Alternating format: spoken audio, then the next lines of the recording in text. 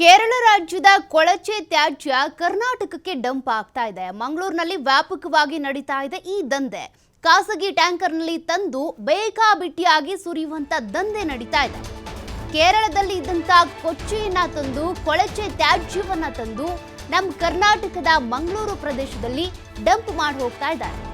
ಸದ್ಯಕ್ಕೆ ಮಂಗಳೂರು ಪಾಲಿಕೆ ಅಧಿಕಾರಿಗಳ ಮುಂದೆನೇ ಸಿಕ್ಕಿ ಬಿದ್ದಿದ್ದಾರೆ ಈ ಕೇರಳಿಗರು. ಎಷ್ಟು ದಿನದಿಂದ ಇದು ನಡೀತಾ ಇತ್ತು ಅಂತ. ಕೇರಳದಿಂದ ಕೊಳಚೆ ನೀರನ್ನ ತಂದು ಮಂಗಳೂರಿನ ಚರಂಡಿಗೆ ಡಂಪ್ ಮಾಡ್ತಾ ಇದ್ದಾಗಲೇ ರೆಡ್ ಹ್ಯಾಂಡ್ ಆಗಿ ಮಂಗಳೂರು ಪಾಲಿಕೆ ಅಧಿಕಾರಿಗಳ ಕೈಯಲ್ಲಿ ಸಿಕ್ಕಾಕೊಂಡಿದ್ದಾರೆ. ಮ್ಯಾನ್ ಹೋಲ್ ಮತ್ತು ನದಿಗಳೇ ಇವರ ಟಾರ್ಗೆಟ್. ನೋಡಿ, ನಮ್ಮ ರಾಜ್ಯದ ಅಥವಾ ಆಯಾ ಜಿಲ್ಲೆಯನ್ನ ತ್ಯಾಜ್ಯನೇ ನಮಗೆ ಸಂಗ್ರಹಣೆ ಮಾಡೋದಕ್ಕೆ, ವಿಲೇವಾರಿ ಮಾಡೋದಕ್ಕೆ ಕಷ್ಟ ಆಗ್ತಾ ಇದೆ. ಇನ್ನು ಪಕ್ಕದ ರಾಜ್ಯದವ್ರು ಬಂದು ಮಂಗಳೂರಲ್ಲಿ ಡಂಪ್ ಮಾಡ್ತಿದ್ದಾರೆ. ಹೇಗಿಲ್ಲಿ ವಿಲೇವಾರಿ ಆಗುತ್ತೆ? ಹೇಗಿಲ್ಲಿ ಎಲ್ಲದನ್ನು ಕೂಡ ನಿರ್ವಹಣೆ ಮಾಡೋದಕ್ಕಾಗುತ್ತೆ? ಚರಂಡಿ ಹಾಗೂ ರಾಜು ಕಾಲುವೆಗೆ ಈ ತ್ಯಾಜ್ಯವನ್ನ ತಂದು ತ್ಯಾಜ್ಯದ ನೀರನ್ನ ತಂದು ಹಾಕ್ತಾ ಇದ್ದಾರೆ ಕೇರಳಿಗರು. ನೇತ್ರಾವತಿ ಫಲ್ಗುಣಿ ನದಿಗೆ ಈ ಕೊಳತೆ ತ್ಯಾಜ್ಯ ಏನಿದೆ ಅದೆಲ್ಲವನ್ನು ಕೂಡ ಡಂಪ್ ಮಾಡ್ತಾ ಇದ್ದಾರೆ. ಈ ವೆಟ್ ವೆಲ್ ಮ್ಯಾನ್ ಹೋಲ್ಗಳಿಗೂ ಕೂಡ ಒಳಚರಂಡಿ ತ್ಯಾಜ್ಯವನ್ನ ಬಿಡ್ತಾ ಇದ್ದಾರೆ. ಇದೇ ಸಂದರ್ಭದಲ್ಲಿ ರೆಡ್ ಹ್ಯಾಂಡ್ ಆಗಿ ಸಿಕ್ಕಾಕೊಂಡಿದ್ದಾರೆ. ಮಂಗಳೂರು ಪಾಲಿಕೆಯ ಅಧಿಕಾರಿಗಳು ಗಮನಿಸಿದ್ದಾರೆ. ಇವರು ಈ ರೀತಿಯಾಗಿ ಅದೆಷ್ಟು ದಿನದಿಂದ ಮಾಡ್ತಾ ಇದ್ರು ಅಂತ. ನಮ್ಮ ರಾಜ್ಯದಲ್ಲಿರುವಂಥ ಅನೇಕ ನದಿಗಳು ಈಗಾಗಲೇ ಕಲುಷಿತ ಆಗ್ತಾ ಇದೆ.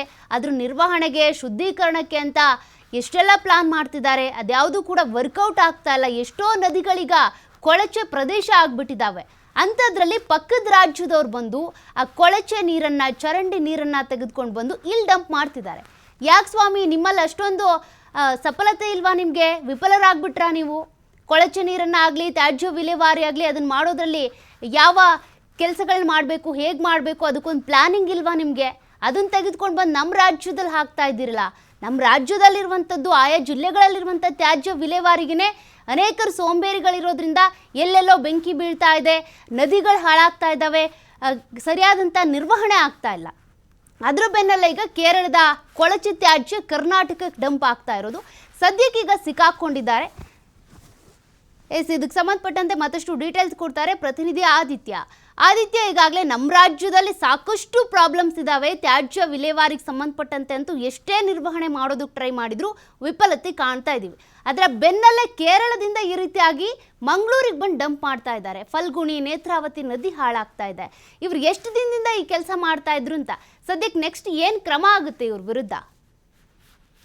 ನಿಜಕ್ಕೂ ಕೂಡ ಸೌಖ್ಯ, ಇದೊಂದು ಬಹಳ ದೊಡ್ಡ ದುರಂತ. ಯಾಕಂದ್ರೆ ನಾವು ಕೂಡ ಈ ವಿಚಾರವಾಗಿ ಅನೇಕ ಬಾರಿ ಸುದ್ದಿಯನ್ನ ಪ್ರಸಾರ ಮಾಡಿದ್ವಿ. ಅಂದ್ರೆ ಇದಕ್ಕೊಂದು ಪೂರ್ಣ ಪ್ರಮಾಣದ ತೆರೆಯನ್ನ ಎಳೆಯೋದಕ್ಕೆ ಯಾಕೆ ಸಾಧ್ಯ ಆಗ್ತಾ ಇಲ್ಲ? ಅಷ್ಟು ದೊಡ್ಡ ಮಟ್ಟಿನ ಡ್ರೈನೇಜ್ ಇದೆಯಾ ಮಂಗಳೂರಲ್ಲಿ? ಯಾಕಂದ್ರೆ ನಗರ ಭಾಗದಲ್ಲಿ ಸಂಚಾರ ಮಾಡುವ ಸಂದರ್ಭದಲ್ಲೂ ಕೂಡ ಈ ಮ್ಯಾನ್ ಹೋಲ್ಗಳು ಫುಲ್ ಆಗಿ ರಸ್ತೆಗೆ ಬರುವಂತದ್ದು, ಸಾರ್ವಜನಿಕರಿಗೆ ಒಂದು ಇರಿಸು ಮುರಿಸುವಾಗುವಂತದ್ದು, ಮತ್ತು ಪ್ರಮುಖವಾಗಿ ಅನೇಕ ನದಿಗಳು, ಈ ಫಲ್ಗುಣಿ ನದಿ ಅನ್ನುವಂಥದ್ದು ಈ ಡ್ರೈನೇಜ್ ನೀರಿನಿಂದ ತುಂಬಿ ಹೋಗಿದೆ. ಅದಕ್ಕೆ ಸಂಬಂಧಪಟ್ಟ ಹಾಗೆ ಸಾಕಷ್ಟು ಆಕ್ರೋಶಗಳು, ಪ್ರತಿಭಟನೆಗಳು ನಡೆದ್ರು ಕೂಡ ಕೆಲವೊಂದಿಷ್ಟು ದಪ್ಪ ಚರ್ಮದ ಅಧಿಕಾರಿ ವರ್ಗಗಳಿಗೆ ಯಾವುದು ಕೂಡ ಆಗ್ತಾ ಇರಲಿಲ್ಲ. ಆದ್ರೆ ಈ ಬೆನ್ನಲ್ಲೇ ಮತ್ತೊಂದು ವಿಚಾರ ಈಗ ಬೆಳಕಿಗೆ ಬಂದಿರುವಂತದ್ದು ನಿಜಕ್ಕೂ ಕೂಡ ಆಘಾತಕಾರಿಯಾಗಿರುವಂತಹ ವಿಚಾರ ಇದು.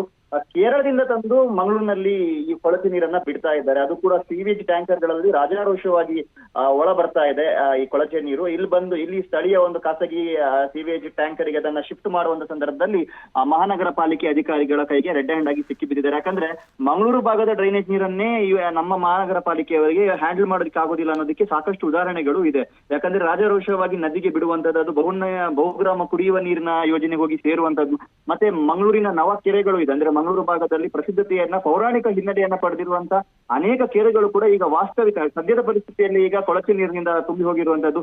ಈ ವಿಚಾರದ ಬಗ್ಗೆ ಕೂಡ ಸಾಕಷ್ಟು ಆಕ್ರೋಶಗಳು, ಪ್ರತಿಭಟನೆಗಳು ನಡೀತಾ ಇರುವಂತ ಹೊತ್ತಲ್ಲೇ ಈ ಹಗರಣ ಕೂಡ ಸದ್ಯ ಬೆಳಕಿಗೆ ಬಂದಿದೆ. ಈಗ ಯಾರಿವರು ಕೇರಳ ಭಾಗದಿಂದ ತಂದು ಇಲ್ಲಿಗೆ ನಮ್ಮ ನದಿಗಳನ್ನ, ಪ್ರಮುಖವಾಗಿ ನೇತ್ರಾವತಿ ಮತ್ತು ಫಲ್ಗುಣಿ ನದಿಯನ್ನ ಯಾರು ಕಲುಷಿತ ಮಾಡ್ತಾ ಇದ್ರು ಆ ವ್ಯಕ್ತಿಗಳನ್ನ ಈಗ ರೆಡ್ ಹ್ಯಾಂಡ್ ಆಗಿ ಅಧಿಕಾರಿಗಳು ಹಿಡಿದಿದ್ದಾರೆ. ಅವರಿಗೆ ದಂಡವನ್ನ ಹಾಕುವಂತ ಪ್ರಕ್ರಿಯೆಯನ್ನು ಕೂಡ ಮಾಡಿದ್ದಾರೆ. ಸುಮಾರು 10,000 ರೂಪಾಯಿ ದಂಡ ಹಾಕಿದ್ದಾರೆ. ಆದರೆ ಇದು ಇಲ್ಲಿಗೆ ಅಂತ್ಯವಾಗುವಂತದ್ದು ಅಥವಾ ವ್ಯವಸ್ಥಿತವಾಗಿ ಏನಾದ್ರೂ ಈ ತರ ನಡೀತಾ ಇದೆಯಾ, ಯಾರಾದ್ರೂ ಇಲ್ಲಿನ ಆಡಳಿತ ವರ್ಗದವರು ಇದ್ರಲ್ಲಿ ಶಾಮೀಲಾಗಿದ್ದಾರಾ, ಈ ಎಲ್ಲದರ ಬಗ್ಗೆ ಕೂಡ ಒಂದು ತನಿಖೆ ಆಗ್ಬೇಕು. ಇದಕ್ಕೆ ಪೂರ್ಣ ಪ್ರಮಾಣದ ಒಂದು ತೆರೆ ಎಳೆಯುವಂತ ಕೆಲಸಗಳನ್ನ ಮಾಡಬೇಕು ಅನ್ನುವಂಥದ್ದು ಕೂಡ ಸದ್ಯ ಒಂದು ಆಗ್ರಹ ಕೇಳಿ ಬರ್ತಾ ಇದೆ. ಸೌಖ್ಯ.